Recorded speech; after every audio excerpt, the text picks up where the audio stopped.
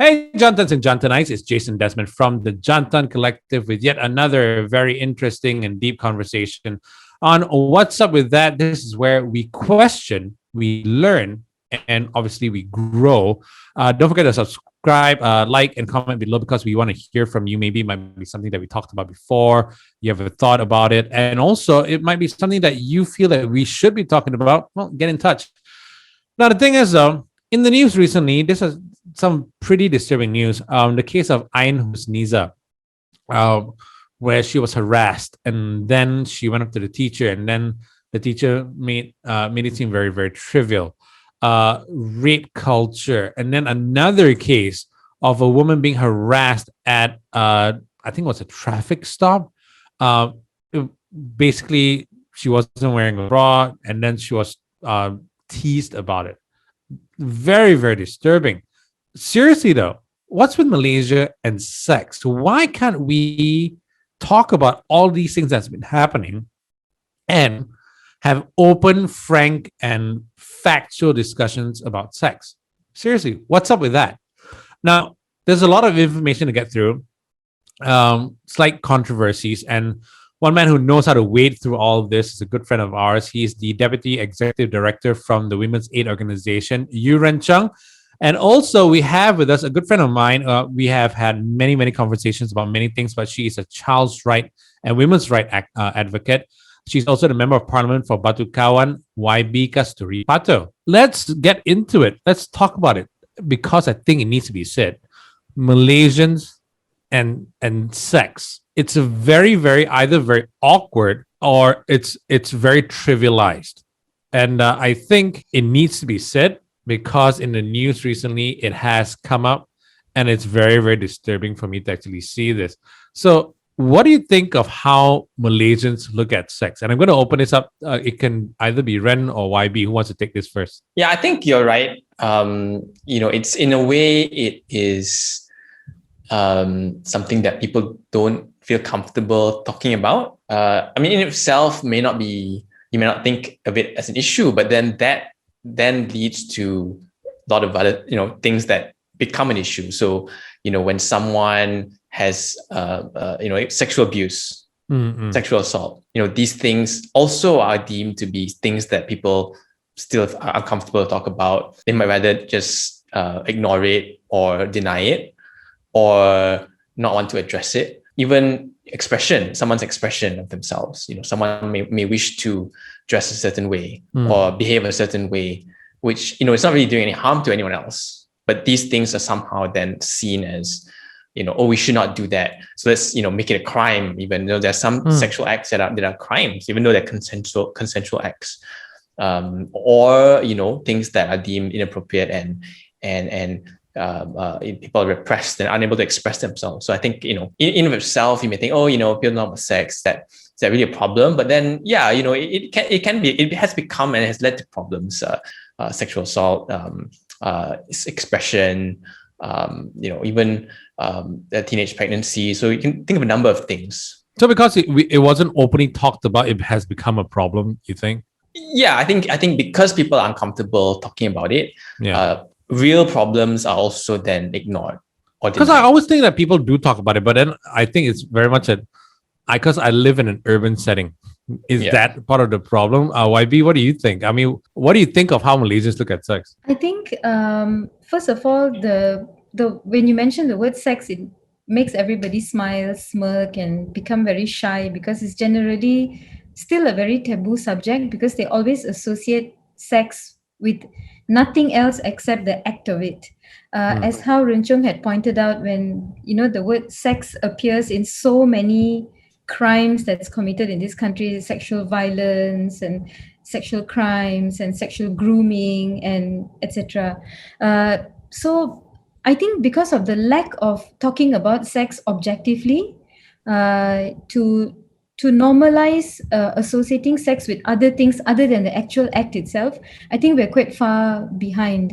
And because we've not spoken about it, and by that I mean important people have not been speaking about it. People in the teaching profession, people in governance, people in the medical health sector, people from the religious groups, need to start talking about sex in the way sex should be spoken about. When it comes to abuses, when it comes to gender, when it comes to all forms of violations and moral policing. And today we've seen personal views people have on sex is always blurred and brought into their professions. If you have a personal view or stand on any issue that surrounds itself around sex, you tend to always put that into your profession, into your job, into policy, into law. And I think that sometimes it's a slippery slope, and you would be doing more damage to society on the long run if you don't look at it objectively. So why is it hard first to just talk about sex? That means that the Westerners get it right because they talked about the birds and the bees to their kids? Is that because they're not any better or worse than we are, right? The West. Maybe it'd be more helpful to think of specific instances. It's not, I don't think things are sort of like a blanket, like let's talk about more sex in general. I think it's more like, let's look at specific things and see how, being more open and transparent can actually help. So one good example is sex education. Because sex is seen as unspoken and something we shouldn't talk about to children, sex education is quite limited in the country. But it's been talked about. They talked about wanting to have sex education in schools all the time, right? So some activists talk about it, but in terms of the mainstream and what the government wants to do is definitely, the government does not want to have more or comprehensive sex education in schools. So in that particular example, you can look at studies that some studies show that if we actually have a more comprehensive sexual and reproductive related kind of education, it can actually help to reduce unwanted pregnancies, number one, because people know how to protect themselves, and number two, it can also delay having sex. So people worry that if we talk about sex, teenagers are going to have sex, but some evidence shows the contrary. If people are educated, if teenagers are educated, then they'll know if I do this, it'll be like this. These are the risks. These are the rights that I have. I can say no. I can do what I'm comfortable with. And in that sense, overall, it can help delay people's decisions into having sex also. So I think when you look at specific examples like that, you can say, look, in this case, we should talk about a bit more open about it. In fact, have some kind of institutionalized way to talk about it in schools. Yeah, but if you talk about talking about things like that in school, the Ain Husniza case, the teacher was the one that said some pretty disturbing things, trivializing rape and whatnot. These are the teachers. And YB, Kasthuri, you're the one that said like a teacher should be saying, doing more about talking about sex and making it an educational experience, right? But then a teacher goes and does this. I freak out and I'm like, wow, what is the school system coming to right now? You know what I mean? I'd just like to share a few years ago when I first spoke about the need to review the syllabus of sex education in Malaysia, how we've come to a point that if we don't review this, then we should prepare ourselves for a generation that just doesn't understand about so many of the other issues when it comes to teenagers who want to experiment and have sex, etc. Wait, so review means that there is that, because as far as I know, and I've got my nephews, nieces, and friends' kids in school, there is sex education in school.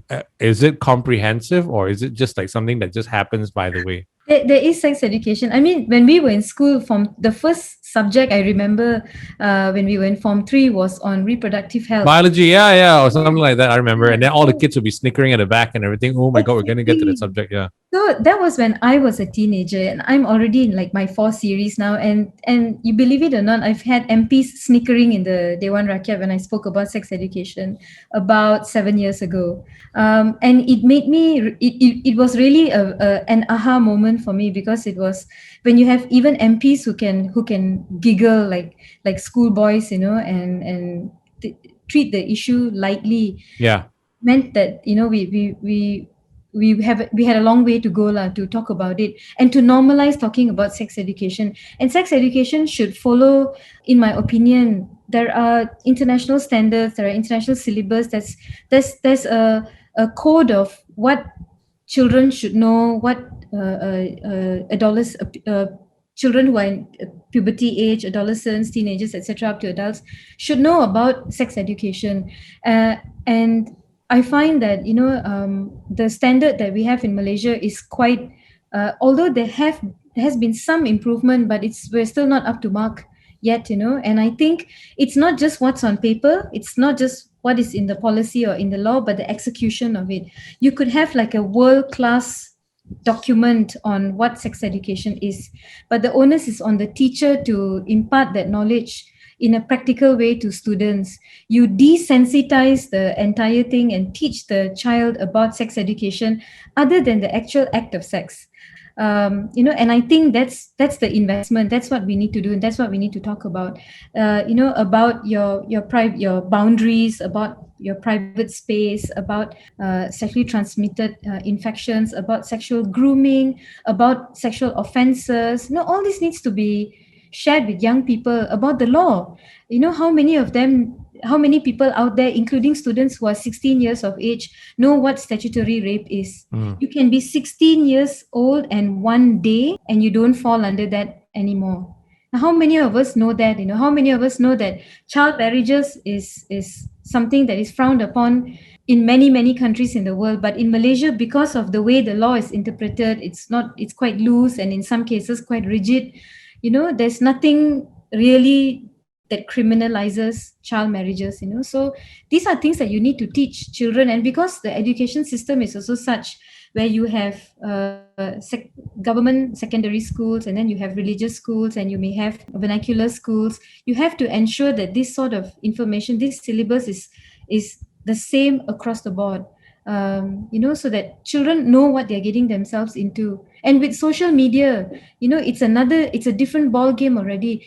And I think a recent survey showed that less than 20% of teenagers at the age of 17 knew exactly what sex was or sex education actually is. The rest of them obtained bits and pieces of information from their peers and their friends who are. And also, I think, and I can't quote this from any study or anything, but is it true that most kids in general learn about sex from porn even? I believe so. It's so easily accessible on social media now. You don't need to have accounts. You don't need to have a credit card, etc. I think, back in the day, I think it was much harder, but now it's at your fingertips, and children who have smartphones and are not monitored are exposed to that. And that also is, it influences the way a boy or a girl thinks what sex actually is. And then it affects them in their mental health and how they view themselves and self-respect, etc. Yeah, but I love the fact that we need to have a plan, how to execute it and get people to know more about things. But and I'm not equating it to the same thing, but we had the same kind of on TV advertising about the dangers of smoking, and we even had the diseases on the packets of cigarettes and everything. Yet smoking, I think there are more people smoking now than ever before. Yet there was all this scare tactics and whatnot, and people have continued to smoke. So I'm just looking at this. I'm like, that means the execution to try to educate is there, but people just aren't listening. Is that a problem? No, not really. I think even the modus operandi is it's not enough. You have to keep up. Smoking is a different ball game. Yeah, exactly. But I'm just looking at the kind of images that you're trying to. But when we're talking, the issue here is children in school, teenagers in school. I think reaching out to them and talking about sex. When it comes to sex education, I think there's room for improvement on how you want to package the story to get them to understand. Mine, when I learned it in school, sexual reproductive health, it was very sterile. It was just as the teacher just couldn't wait to get over and done with, Yeah. subject, and then move on to persenyawaan, bunga la and all these kind of things, which was, they spend more time on that than anything else. I learned along the way, but not everyone is. I count myself fortunate, but not everyone has the kind of amenities or facilities around them to be able to learn. So yeah, I think so. The syllabus is there, but it's not enough. I think Renchong may want to. Yeah, right. What do you think of sex education in Malaysia? Does it even exist? Yeah, I mean, it exists in various forms. What you learn in school, and then LPPKN had the government agency. They have some series of some kind of program, which may not be super widespread, but that kind of program exists. And there are various NGOs that work on the issue.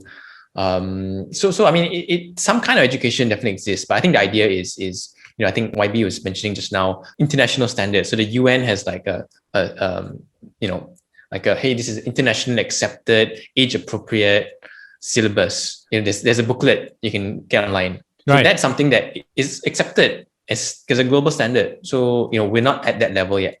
That's kind of how far behind are we? Want to go. Firstly, I'm not super sure of the details. I mean, there are education groups out there. There are groups that work specifically on sexual reproductive rights, who are looking into these issues. But they are saying that we're not there, and there's a standard. Let's just follow that. Who's the best in the world? I mean, again, I'm just trying to figure out here roughly. I'm guessing it's probably not the US. Is it somewhere in Europe that's the best in the world when it comes to sex education? Because this issue has been just going on for decades right now, and then it just seems to be getting worse. Where the trivialization of even sexual assault now it's very disturbing. Perhaps, JD, it's a case of sexual violence or violence against children, and stories like that don't often come out sometimes. And when it happens in the equivalent of B40 societies in different countries, like in America or even in European countries or even in Australia, the stories don't come out. There's still sexual violence that's happening in New Zealand, no matter how progressive and how interesting and how everybody wants to move to New Zealand, as it is. There's still a lot of sexual violence there. There's a lot of domestic violence there, etc. But I guess the measurement is how far and how much a country wants to do so that they can address that issue. And we have many countries that have taken, a initiative, big steps to identify. First, you have to admit that you have a problem, to identify what the problem is, and then to find a solution. And the solution can be domestic, it can be regional, and can be international. And I think that's the most important thing. As long as you don't think that you have a problem, you'll never be able to find a solution from it. Just very quickly, I forgot which country this was, but I remember reading that there was a system that was created in a country through their finance ministry. Any transaction to buy pornographic materials that have children's images in them, if you're using your credit card to purchase them online, there's immediately a block on your card, and there will be a notification that your card was used to purchase this kind of child pornography.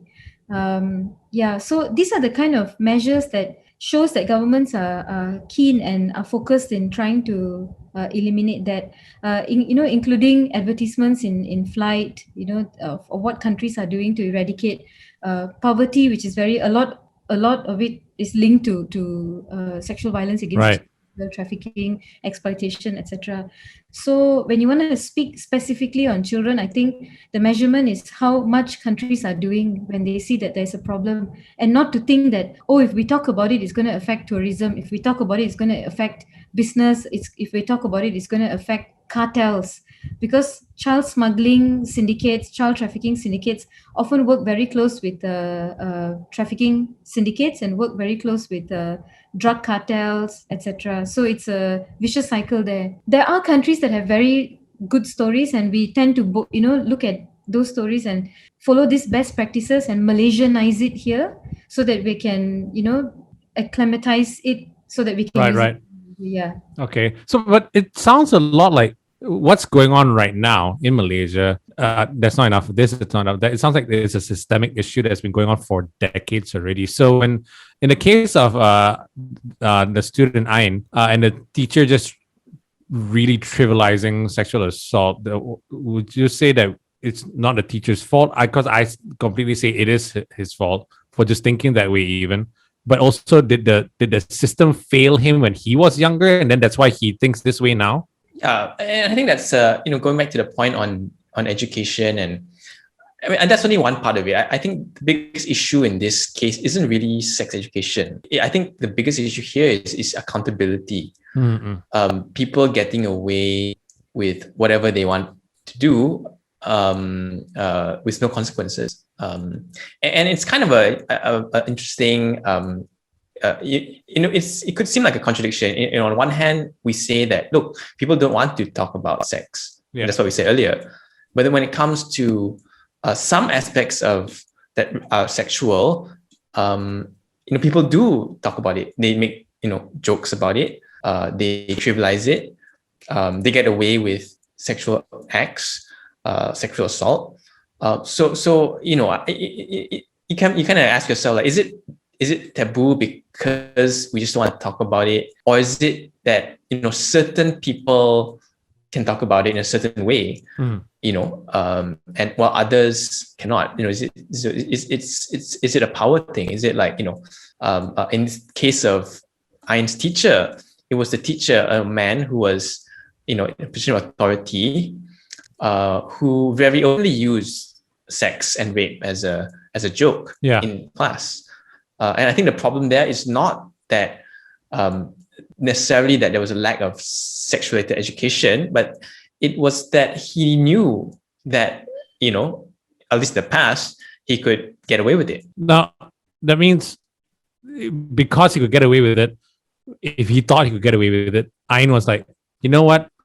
There's nowhere for me to go to report this guy. Yeah, I'm going to go to social media and just rat this guy out, grass on him, and that's the only way I can get anything done, right? And you if you read the story, she also tried to, of course, the first step is like, tell the teacher, but the teacher is the person who did it. Then she went to the counselor. She messaged the counselor to get advice and help. Yeah, and that counselor was not helpful at all.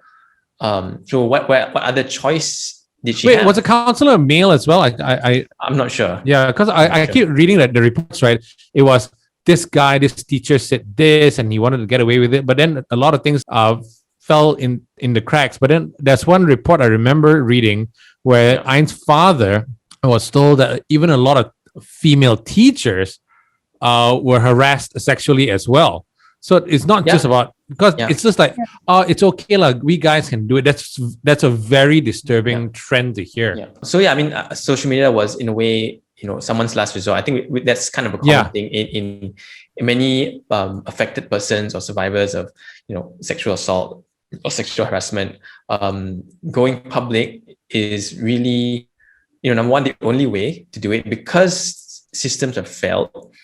And by going out oftentimes, you find that, look, I'm not the only one, and you see what the movement that Ain has sort of sparked. Yeah, so many people coming, and even like someone like us, our age, we can think back in the days when we were in school and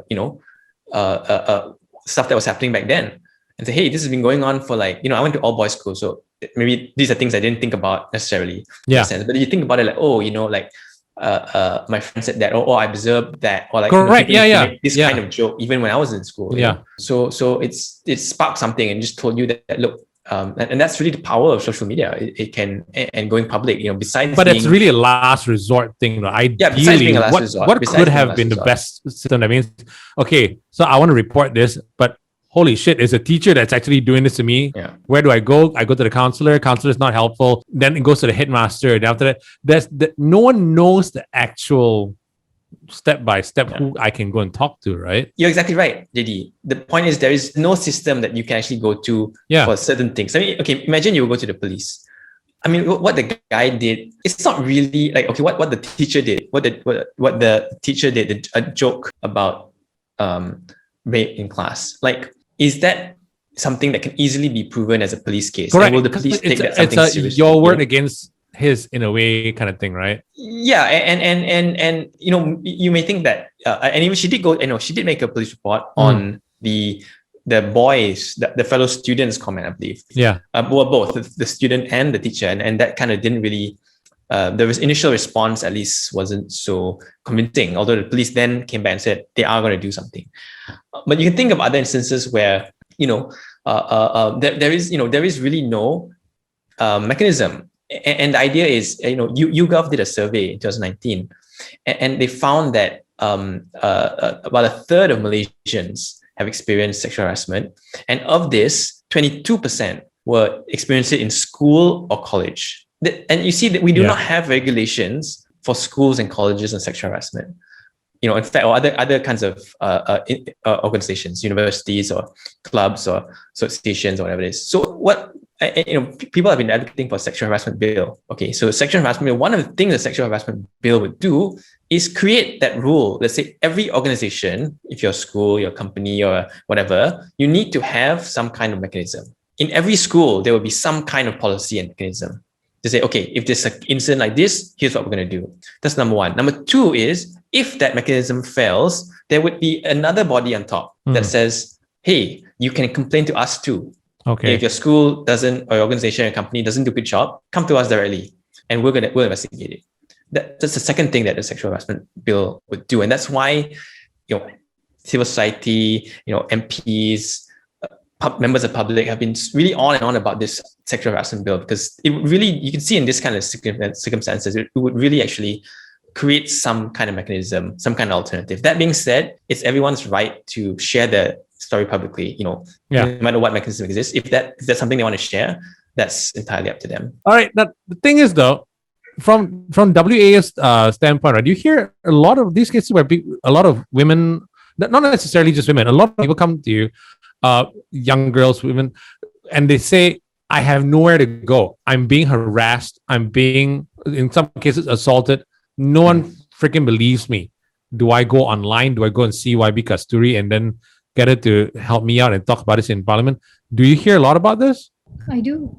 And in fact, of late, many women and activists have also tagged a lot of us, Chung included, to real stories of how women were, have been attacked, have been stalked, have been harassed, and how the police, often when they go and make a police report, this is the general response and reply they give is like, dia tak buat apa-apa kan, dia tak pegang, dia tak pukul, dia tak buat apa-apa kan, so kami pun tak boleh buat apalah. So it's like the law is also, so you're saying that their hands are tied as well?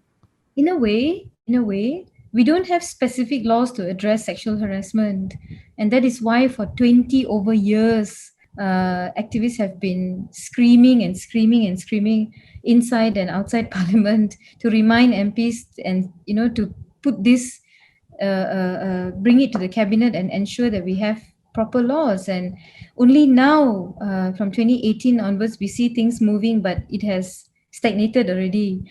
But again, you even with laws as well, you have enforcement. And like for example in Rwanda, if I'm not mistaken, every police station has a gender desk, who has an officer who will handle these kind of issues where girls get disturbed when they're walking to school, if they've been sexually harassed, if a woman has been abused, if there's any case of female genital mutilation, etc.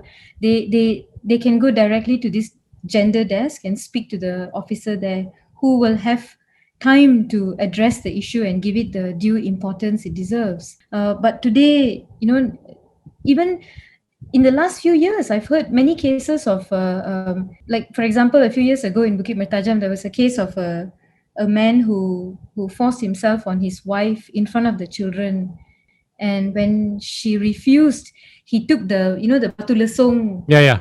And he gave her one on her head, And when she went to the police station, of course, she was all bleeding, and so immediately sent to hospital. But even then, there were officers who tried to say, but these are it happens in the house lah. This kind of things. It's when women or even men who are victims of domestic violence find that there's not enough support, they normally go back to the back home, and because they don't know what else to do, where else to go, and they just have to live with it. So it's many issues when you want to speak about this kind of sexual violence. Marital rape is something that we've also been talking about for a long time in Malaysia. It's rape that happens in a marriage, in between husband and wife. Yeah. We have only of late started to talk about stalking, which is I think even recently there was a case of a man who stalked his girlfriend, ex-girlfriend, and came to a house and then stabbed her, and then stabbed himself, but he survived. When police checked his background, they found there were so many police reports that she made against him for harassing her, following her home, disturbing her, etc. But had he been dealt with in the beginning, it would not have come to this, where he came into her house brandishing a knife, stabbed her to death, and then attempted to kill himself, but he survived. That's why in many cases a lot of women run to WAO, because you guys will shelter them, right? Because I'm not saying that you take this more seriously than the cops, but you've seen this happen enough before that you're like, okay, we know this is getting serious, right? Yeah, I mean, for the police, in a sense, you're right to say that their hands are tied. I think that there are two issues. So, one is the law, the limitations of the law. The police act based on the law, number one. And then number two is, of course, all the instances that also YB was mentioning on the enforcement side of things. But it is true that the law, police have to act according to the law, right? And so something needs to happen before they can act on it, right? Yeah. So if somebody is, say, following you around, right, that itself isn't really a crime. But to the person being followed, I know this person has been following me around. I know previously he's been abusing me. To that person, these are scary things, and it can escalate. And as we saw that in the case that YB Kasthuri mentioned, it can escalate to death. Any murder case you read, 90% of the time is preceded by stalking.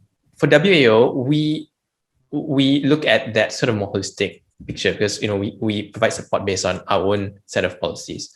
But still, there's a limitation, because say domestic violence, there's certain laws in place to say, hey, if domestic violence happens, police going to do this, welfare going to do this, hospital going to do this. So for us as WAO, it's much easier, because we can then say, okay, let's help you access these services.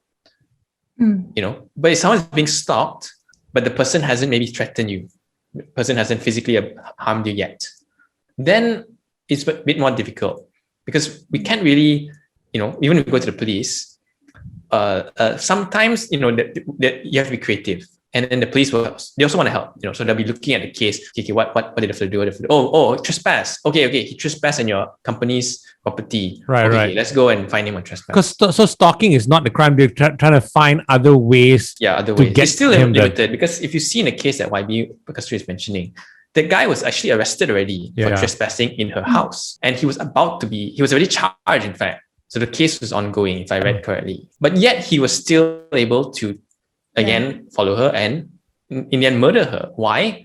Because even though he's been charged, but she's not there's no protection order against him. Like in Malaysia, do we have something called in the US a restraining order? Is there such a thing? We do not. And that's kind of a surprising thing. I think it's a term, restraining order, is so common, but in Malaysia we do not have that. We have, say, you can go to the civil court and apply. And you pay thousands of ringgit, and then that it's going to take a few weeks or months. And usually it's in the course of a divorce or in the course of some other proceeding. Then you apply for a restraining order.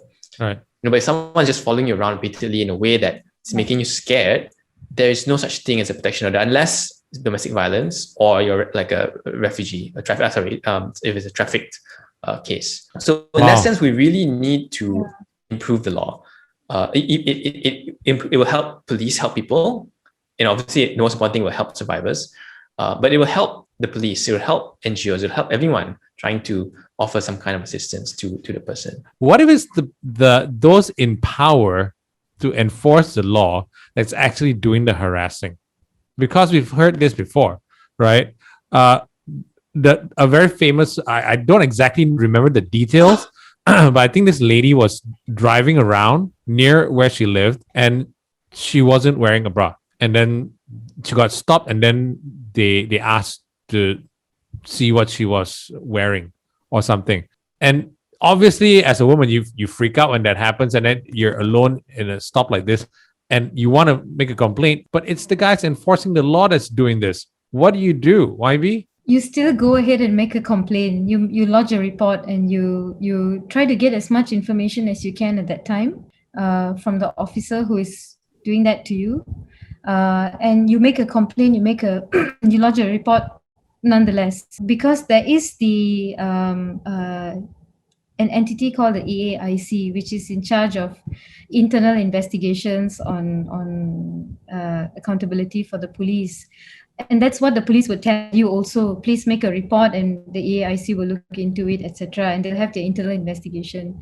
But what's important is also, I think, what happened in the case of this young lady who was sexually harassed by the police was that it gained so much of media traction. And I think because she was brave enough to share her story, and brave enough to name and shame the person who did that to her, I think it has put a lot of others in a position who even thought of making such a remark or to be cheeky, etc., to say, oh no, if I do this, then it's going to be all over the news. You need to have laws in place, and you need to have these laws enforced properly. So yeah, and I think even on social media, I've begun to name and shame. Also, it makes other Malaysians and other people on social media think, oh, like there are people amongst us who speak like this and who can go as low as this, and or who don't know, who cannot differentiate right from wrong. And you bring your coffee shop talk, you bring your coffee shop language to your professional workspace. You bring your coffee shop talk to the Dewan Rakyat, you bring your coffee shop talk to meetings, and yeah. So I think the important thing is to be calm at that moment, get as much information as you can, and then make a police report. And once you do that, and when you go and make a police report, try to bring a friend with you or someone with you when you go and lodge that report, and document anything and everything that you have. SMSs, WhatsApp messages, pictures, videos, keep all of those information. Yeah. Thing is, though, for me, yes, there are systems in place where you actually want to do the right thing and whatnot, right? But there's still a fear. Like in Ain's case, I think she named and shamed this person, and then she got like death threats and even more rape threats when this happened. Who will protect her? Will it be this particular division, the cops will be protecting, or does she go to WA, or does she need to go and see you, Kasthuri? Well, that's what I asked in one of my statements when the then deputy IGP said that, the remark by her classmate, her male classmate, to say that if he gets her, he will shred her or he will rape her and send her to Thailand. When he said, the classmate could be joking, that was a question I asked the deputy IGP. Then can you then guarantee her safety to ensure that this doesn't happen? But I guess given the kind of publicity that Ain received, I think any kind of move or reaction on her would she's under the spotlight already now. I don't think anyone would be so dumb to make a move, but I'm not saying that it will not happen, but I was disappointed with the way the then deputy IGP reacted to that statement, because you have the number 2 most powerful man in PDRM saying that it could be a joke, even before he had gone through investigation papers, etc. He had already put that out there. This is his coffee shop sort of mindset, his own personal view that he's putting forward as a professional statement, in his capacity. He's not making it as Akril Sani. He made it as deputy IGP, and that's dangerous. Yeah. And that is the tip of the iceberg, because that kind of language happens everywhere. The moral policing, the discrimination, this kind of vulgar normalization of sexual remarks. I really try not to use the word rape joke, because when you put that in a sentence, it's as if you're affirming that that it is trivial. Yeah. It's the culture of trivializing, normalizing this kind of language. It was sexual grooming. It was sexual grooming for boys and girls, that it's okay for boys to go through this, it's okay for girls to, or and even to suggest that if you want to rape someone, it should be, make sure the person is over 18 and not below. What, like, you don't know the law or what? You're a teacher, Yeah. So I think this kind of conversation, or the words used, I would not be very surprised if it is from a lay person or a man on the street who doesn't know any better, but not from an educator. Yeah. Not from an Exactly. So in this case, right, when it Yeah. goes all the way to the highest level, and then you're thinking, holy shit, it's the top cop that's saying stuff like this. He's representing the organization. Yeah. It's a teacher who is supposed to be educating our kids, and yet he's saying stuff like this. People freak out. Doesn't it make your job a lot harder, Ren? Because I mean, here you are running an organization trying to protect women, and then you're supposed to go to these people to try and protect women, and then they're the ones saying these horrendous things. Yeah, I mean, I think it goes back to something you were saying earlier, about the system, about culture. I think what, the first thing to say is, individuals, they have to be accountable for their actions. The teacher, or policeman, or even the male classmate. Each person needs to be accountable. Yeah. But larger than that, on top of that, there is a culture, a system, environment that feeds off of these little acts. Each act is reinforcing each other. The teacher saying, making that joke about rape reinforces the idea for the male students. The idea that, the deputy IGP at the time could sort of refer to the act as, could be a joke, that emboldens other boys to make that same kind of comment, and sort of teaches them that that's normal, and hey, maybe it's a joke, so these things feed off each other. They reinforce each other, and they encourage each other. So there is a culture. We'll talk about rape culture. This is what they're talking about. There has to be some level of individual accountability, but there also has to be a recognition that this is something that is huge, and as a result, we need something huge as a response. Yeah. And also, you know what? I'm just thinking about all this while we were just having a conversation earlier about how this goes all the way to the highest levels, right? I mean, this has been talked about even in the freaking Catholic Church. I mean, like with priests and altar boys and whatnot.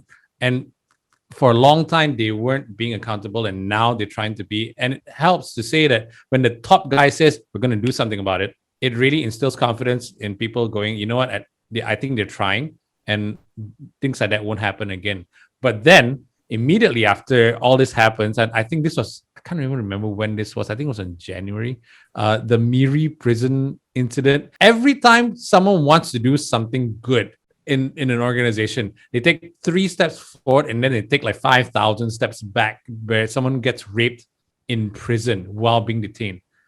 How does that even happen? Does no one see this? I mean, or was someone watching over it while it was happening? It should lah. It should. I mean, when you're in the custody, in police custody, the word custody means that you are under their care, you are under their surveillance, you are under their protection wing. In a way. Protection in other words. But the fact is, if the girl had not told her father about it, and her father was courageous enough to approach our Senator Alan Ling in Sarawak to say, this happened to my daughter and I want to take this up, we would not have heard about this at all. And I think it is just a very complacent attitude towards this kind of violations that happen within the 4 walls of a police station. The brutality, the police abuse of the custodial deaths. These are things that have been happening for so many years, and only of late had come to light only because of social media. But what is important is that we view it in a way that we have to let the authorities know that there is a problem in the system. The system is broken. It was extremely unfortunate. It should never have happened anywhere in the world. but it did, and it happened in Miri, and it happened in Malaysia, and it was again unfortunate because it was the same people making noise about it. And those who were in power, in position, took it also very lightly. But you see, we've entered May. No one seems to be talking about it now, and because you brought it up, JD, we're going to address it. But now, and because you brought it up, JD, we're going to address it. But no one's talking about that now. How do we ensure that no other girl or boy is a victim of rape or abuse in police custody? Which begs to a lot of questions on accountability, transparency. Back to that, right? Yeah. Yeah, money has been allocated for 684 lockups in the country to have CCTVs installed. And this is under the GIACC, under Prime Minister's Department. What happened to that? And again, I want to state very, very clearly. I know that the people in power, the ones who are enforcing the law, are trying their very best. Okay, Yes. and we have no doubt that the majority of them who are in power, who are doing this job, they are honest, they're loyal, they are there for our protection. But it's the small number of them that's doing this that's ruining it for the rest of all y'all. And But- we just want this fixed, So the thing is, JD, there will always be a small number of enforcement officers everywhere in the world who may be prone to abusing their position, Correct. privilege, Yeah. power, etc.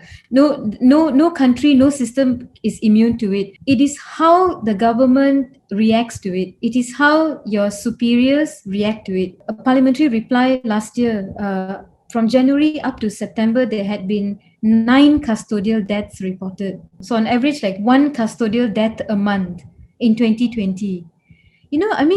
That's scary, and those are the reported ones. Those are the ones that have come out in a parliamentary reply. I dread to think if there are any more cases and we don't know about it. But the thing is, what do you do about it?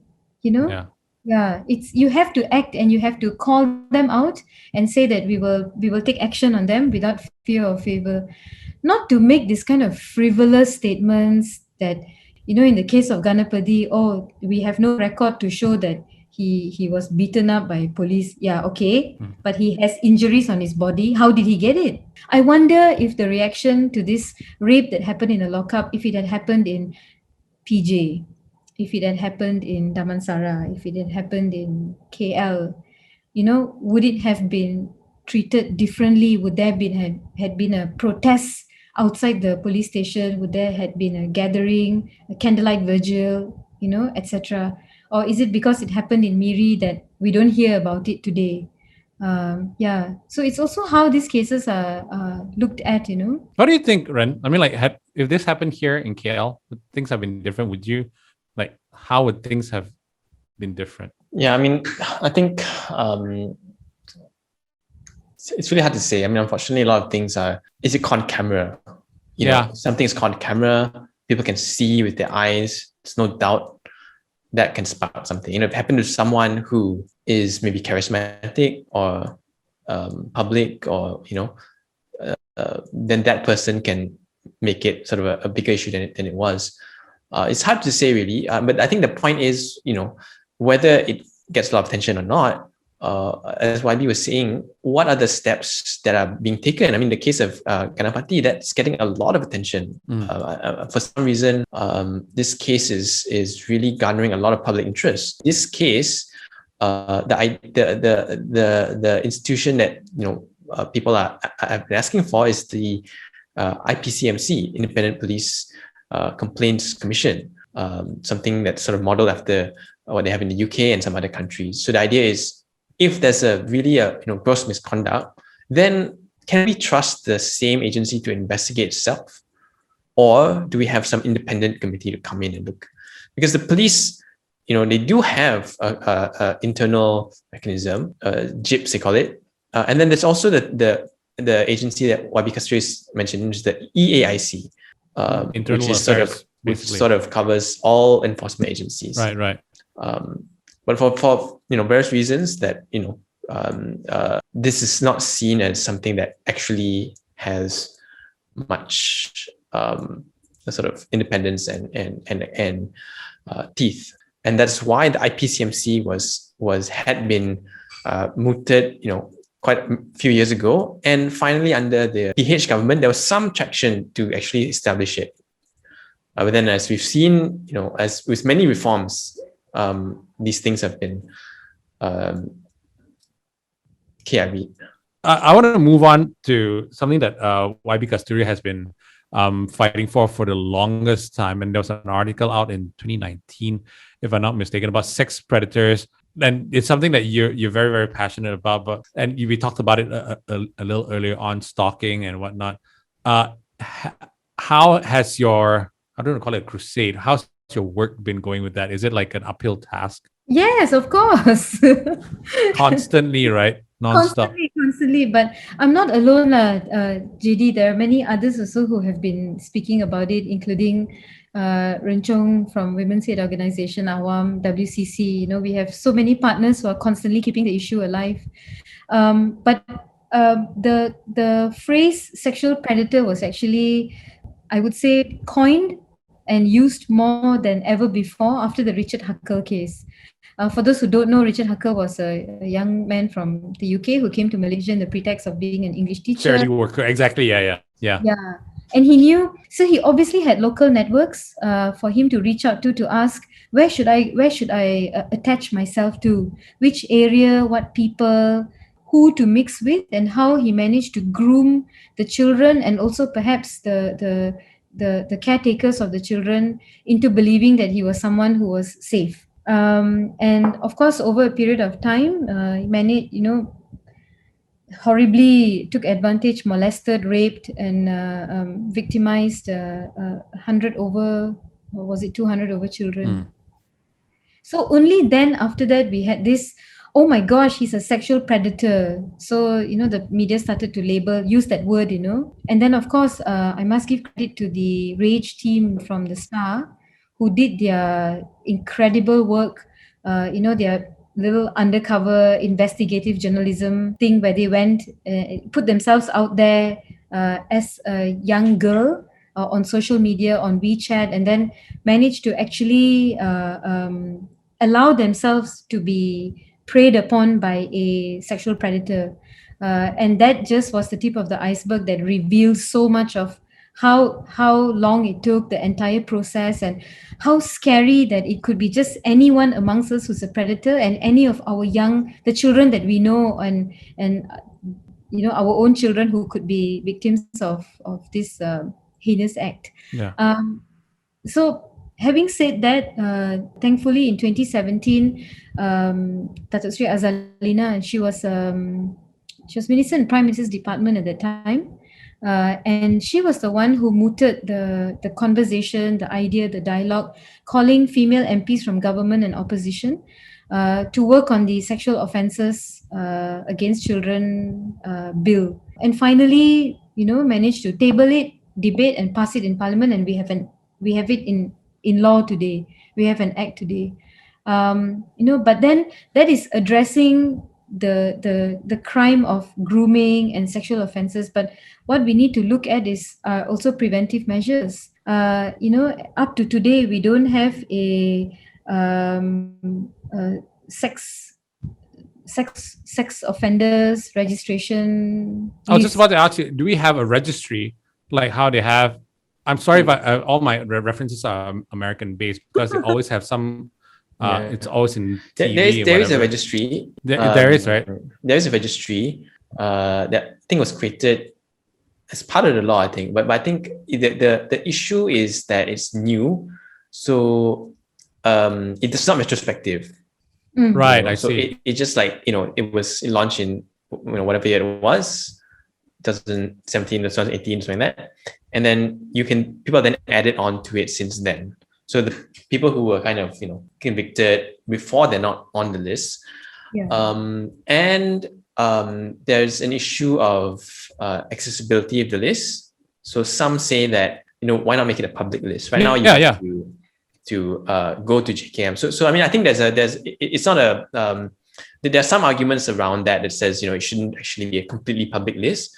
But right now how you access it is you have to be say, oh, I'm a, like a school or something, Yeah. and then you go to JKM physically there, and then so it's not super easy to access. I would say it's a bit cumbersome to access. So what would be the reason for you to access it that allows you to have access to this registry? So if you're a teacher, if you're a school, if you're like an NGO that works with children, then that is grounds for you to be able to see, to tell JKM, and JKM will allow you to see the list. All right. So you've obviously have seen the list. You don't see a list. What you do is you check a particular individual. It's a database, basically, right? Yeah. So you just type in the details of person X, and check whether they're on the list. So I guess the next question would be for you, Ren, is how big a problem is this in Malaysia? What?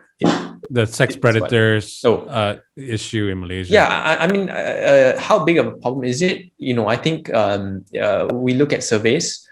Sexual predator, I'm not sure how specific, I don't think any survey has been done on that. But if we look at the sexual harassment survey in 2019, that showed that about a third of Malaysians have experienced some form of sexual harassment. And that number is quite low, actually, if you ask me. So I mean, other surveys more specific surveys have been done that showed sort of higher numbers. But that's sort of one recent survey that is done by a reputable company that is supposed to be representative, and that found that a third of Malaysians had been sexually harassed in some forms in their life. Either in schools, in the workplace, or in public. Those are the three kind of big categories, and then in various other instances. So it is a huge problem. If you look at stalking, also, a bit over a third of Malaysians say they've been stalked to a point that they were afraid, they were scared. For domestic violence, surveys done in 2014, they said 9% of ever partnered women have experienced abuse in their lifetime. So these are huge numbers, and they're not out of line with what you would expect. These are sort of in line with what you would think, what you would find globally. But they're big numbers. So it means you talk to 10 persons, 3 or 4 have been experienced sexual harassment, probably more. Talk to 3 or 4 persons, 10 persons, 3 or 4 of them have been stalked at some point in their life. To an extent, they were put in fear. So these are huge numbers, and there's a lot we need to do from the standpoint of the law, so that there is accountability. There's a lot of gaps in law. That's number one. Number two is more dialogue, more education, awareness, and then the third thing to say is that to get this, no one's going to give it to anyone. We need to make noise. What Ayn is doing and what Ayn's been able to do, that, for example, is incredible. She's created a movement, basically. She sparked a movement on making schools a safer place. Yeah, and she's just one girl. She's one girl that actually did it. She's like a Greta Thunberg. She is. Absolutely, you're absolutely right. Malala, Yeah, she is. Yeah. And because it affects so many people, everyone's like, hell yeah, that is me. Yeah, I'm gonna join. It's incredible. That's exactly what we need. We need to demand for and force people in power to do something. but shouldn't this be a really bipartisan thing? Because right now, or in Malaysia, there's no such thing as bipartisan. There's so many parties, right? But I mean, what's going on right now, shouldn't everybody be just working towards this as a common goal? Yeah. In fact, JD, yesterday, 20 female MPs issued a joint statement urging the Prime Minister, Ministry of the Women's Minister, Education, Home, and also the Attorney General on the need for clear SOPs so that what happened to Ayn will never happen again. So when and we have a WhatsApp group with all female MPs across the board in that WhatsApp group. Government, opposition, and Oh, really? Yeah. Okay. So when we want to speak on these kind of issues, we share a statement and we gather in feedback and comments, any amendments, and then we say, okay, who wants to put your name in this WhatsApp group, and then we work together that way, and then get the letter published. So it was sent to all these government agencies, the Prime Minister and all these ministries, and then it was then later shared with the press. So in the case of Ayn actually successfully brought not just Malaysians together, but she brought elected representatives, MPs together from across the board, female MPs to come together to urge the government to act swiftly and seriously on what happened to Ain. Make sure that it never happens again. And can I just say that it's nice to hear that there is such a group that, regardless of whether you're in government or whether you're in opposition, that people are coming together to work on, because we don't read about this stuff in the news, but at least we know for a fact that you guys can work together to for a greater cause, right? Yeah, can I just share something? Yes, please. 2 instances. My this happened in my office. So there was a post Malaysia abang who often comes to the office to send letters, and he always makes a comment on one of my officers, telling her baju nice lah, her legs nice lah, and then it came to a point where when my other officer goes to the front to pick up the parcel or the letter, he will actually say, "Can you call the other one or not?" Wow, really? Yeah. And he makes this kind of comments about her dress, and he will say, "Oh, what you wore the other day was nice. Oh, you look sexy." And they tried to like be very stern and firm with him and not layan him, but he didn't get it and he kept doing it. So when I was in the office, they mustered up their courage and told me, they said, YB, this is something that's been going on. And I said, okay, so I will wait for him then. So I waited. And when he came to the office, I sent my other officer, also female, and true enough, I could hear the conversation. He said, yang lain tu ada tak? Yang pegawai yang lain tu ada tak? So, and that's when I walked to the front and I asked him politely, who are you looking for? Your job is to send the letter to my office, isn't it? Okay, so who are you looking for? You want to meet my other officer? You want me to call her, or should I call and make an official complaint with Post Malaysia because of what you have done? Then he said, "Oh, YB ke? Oh, sorry. But it didn't happen after that. But it didn't need for me to be there to tell him I was going to make a complaint to Post Malaysia because of that. I have met so many nice, wonderful Post Malaysia abangs. And I truly appreciate the work that they have done, with their whole OT quandary last year. They were not paid their OTs on time, etc. during COVID, and working, during the fasting month and in rain, shine, and etc. I truly appreciate it, but, it is this 1 or 2 bad apples that makes you so frustrated that, for the gall of him to think that he can continue to do that, even though my officers had already told him off, multiple times, right? Yeah. So it has been going on. That's one incident. Another is some of our, the supporters or volunteers who come and join in. I have heard after a while, some of them who come and make this kind of comments. It's body shaming my officers. It's body shaming me. Which is also a form of sexual harassment, because sometimes there is that thin line between, I think you've gained weight, and the thin line between, oh, are you going to get married? You look quite, those kind of things, which is very uncalled for. Yeah. And it's normally made by men when I'm not around, and they make it to my officers when I'm not there. So my officers then tell me, YB, this person said this to me. So I said, okay, so the next time I normally try to stick around, and then, I will just jolot them and say, oh, so I heard you made this comment about my office. Right, okay. And, but you have daughters also, isn't it? So if someone says that to your daughter, how would you feel? And things like that. And I try to tell them, but it shouldn't be on me, It shouldn't be my position as YB that you don't say that in front of me, and then you only, you stop saying that when I say it, So I think, like what Renchong said, I think it's very important for other men to call these kind of men out. Like when people make comments or statements on social media, like on Twitter, targeting women, saying that, if I get you for one day, I would rape you and things like that. You find now more men calling them out. Yeah. Also.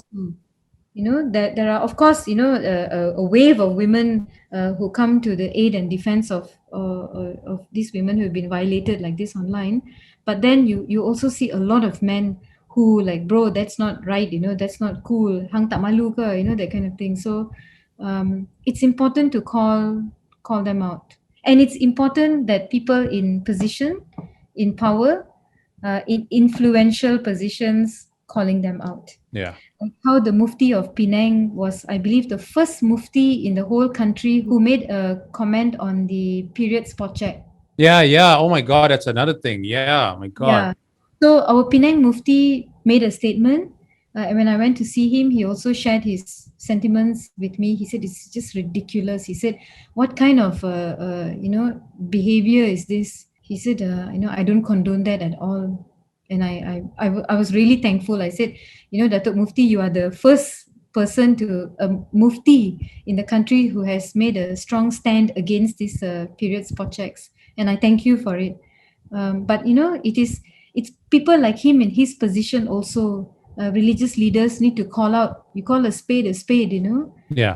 And that's what you had rightfully said. Also, it's the church and it's age old controversy, and when it comes to pedophilia and sexual grooming, etc. But it happens, I think, in not just in the church, as well in other denominations. Only perhaps we don't hear it as much because children have been groomed in such a way that they don't think it's wrong. Even Yeah. sexual harassment, so many women put up with it because they don't think it's wrong, because it's so normal. They hear it all the time, and they think that if they react to it, they're overreacting, and everyone's telling them to chill and take it easy and it's no big deal, and Yeah. they want to be cool and they don't want to be uncool, so they just put up with it. But it's also defining, and it's also telling women that this is what sexual harassment is, and telling men this is what sexual harassment is. Ren, I just need to know if there is another Ain on the horizon and he or she has nowhere to go, and she might not be as brazen as Ain to go online and help herself out. Where can they go for help? Can they come to WAO or YB? Should they come to you? Where's that path? Yeah, I mean, anyone who feels they've been abused or discriminated based on gender, you can contact WAO. Our hotline is 3000 8858. So 03 8000 03 3000 8858, or WhatsApp at 018 988 8058. So hopefully we'll be able to assist you. And there are other avenues, for example, things that we talked about earlier, like going to the police, if it's something that you think is a crime, or even your internal channels if they are usable. But if you need any advice, need someone to talk to, or to bounce some ideas off or sort of get help, then you can always call WAO at the 2 numbers that I've given earlier. Because WAO, you guys do shelter as well, and because we've spoken to you guys multiple times already, you guys do amazing work. Thank you for all that you do. Kasthuri, how did they get in touch with you? Just walk up to your office in Penang? Yeah, you can do that, or reach out to. So I must share with you, in Penang, through the initiative of the Penang Women Development Corporation, under EXCO YB Chonging's office as well, we have created this service centers. Adun. So Penang has 40 Dun constituencies, and we're roping in Adun's State Assembly Person's office to be the first point that you go to if you're a victim of domestic violence or sexual harassment, and there's training for the staffs there. So it becomes like, because you normally know where your Adun's office is, and in Penang, with all the government initiatives and government programs and projects, etc., it actually becomes your little one-stop center. So we are roping in State Assemblyman's office to be part of this, so that we become the first response point center. And more State Assemblyman's office, State Assembly person's office are registering for it, or to be part of it, because the officers go through some training, so that they know how to advise, where to direct the case, and things like that. But we're fortunate because in Penang we also have WCC, Women's Center for Change. Yeah, so they're also partners, and they help a lot in advocacy work and online outreach programs, even on the ground as well, to talk about your rights, to talk about your bread and butter issues when it comes to uh, women's issues in particular. If you're a Muslim woman and you're going through a divorce process, how do you go about your nafkah? How do you go about the divorce proceeding in a Sharia court? Yeah, so they do this sort of online classes, and pre-COVID they used to go down to the ground to explain to women by getting Sharia lawyers and to talk about it, just to guide them, what to do and things like that. Yeah. So Penang getting it right. Thank you so much for doing all that you do. Penang leads. Right. But that's MPs. So we know the government is trying to do something. The elected representatives are trying to do something. WAO, REN is trying to do something.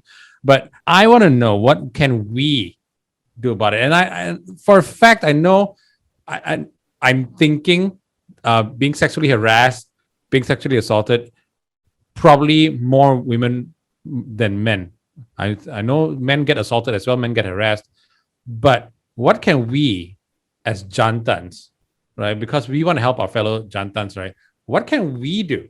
Because sometimes we feel like we read the newspaper and our hands, if the people in power, their hands are tied. What about us? What can we do? I think first and foremost is to rise above yourselves, lah. Educate yourself, empower yourself with the right knowledge.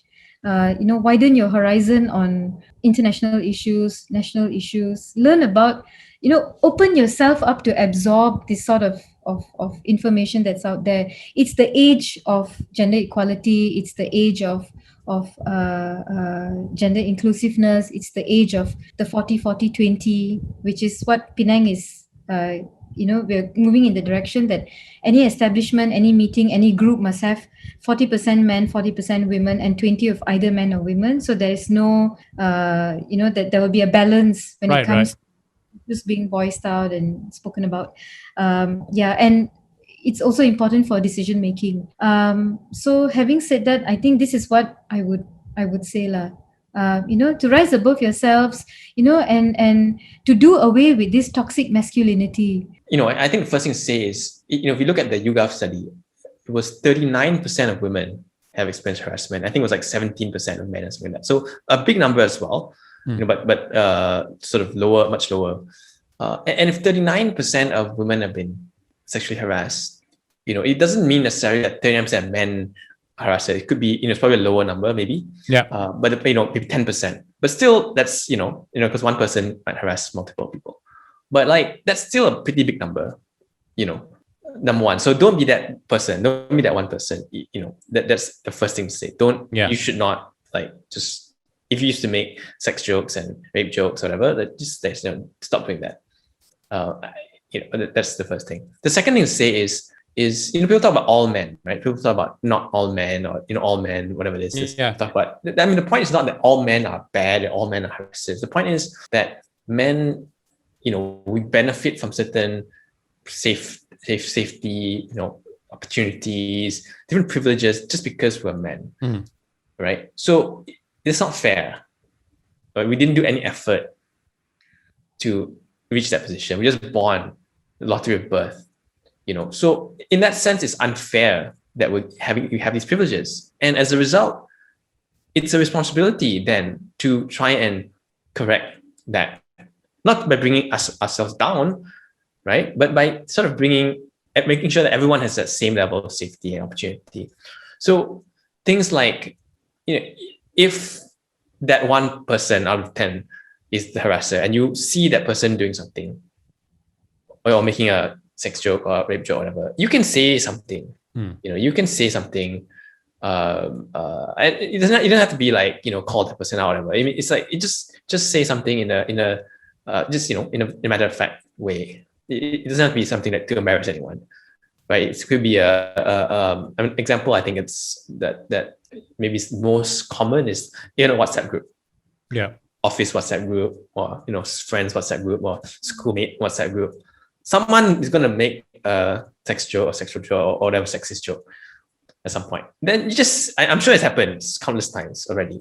You could be the person who just says, hey, this is not, maybe you shouldn't make jokes like that. It might make people uncomfortable, or those are jokes that are inappropriate. You just say something like that. That's a simple place to start. Don't keep quiet, right? Yeah, and it's easier said than done, for sure. But you can do it. I tell you what, Ren, YB Kasthuri, thank you so much for joining us. And this will not be the last time that you guys are on What's Up With That on the Jantan Collective. We will have you on again because there's just lots more to talk about. There's lots more for Jantans to learn, and there's you guys are the perfect pairing to actually learn from. Thank you so much. Thanks a lot for having me. And we hope you enjoyed that little discussion we had with Chung from the Women's Aid Organization, and also YB Kasthuri, Patto, Member of Parliament for Batu Kawan. And what new thing did you learn? Did we miss anything that you would like to know, that you would love to have in the conversation? Well, let us know in the comments below. We want to hear from you. We love hearing from you. But you know what? This has been a great conversation. We learned so much. Thank you for watching, and especially for this episode. Jantans, remember, don't be a dick.